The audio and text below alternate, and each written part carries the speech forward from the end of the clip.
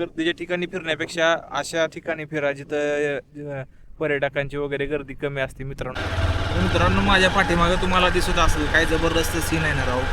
खरंच इकडचं लोकेशन आहे ना एक नंबर जबरदस्त. आपण नेहमी येतो पाचगणीला, त्यानंतर महाबळेश्वरला, सरळ पुढे निघून जातो फिरायला.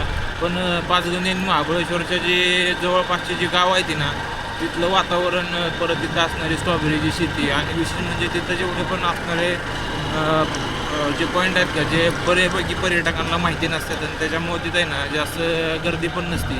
तर पाचगणीपासून जवळ आलेलो आहे थोडंसं, म्हणजे अलीकडे आलेलो आहे. एक आंबरळ म्हणून गाव आहे, तर त्या गावामध्ये आता, आणि त्याच गावातून चाललेलो आहे.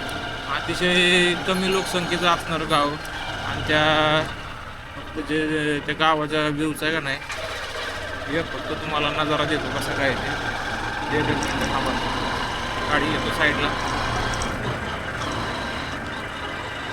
हे बघा मित्रांनो, तुम्हाला इथं क्वचितच एखाद्या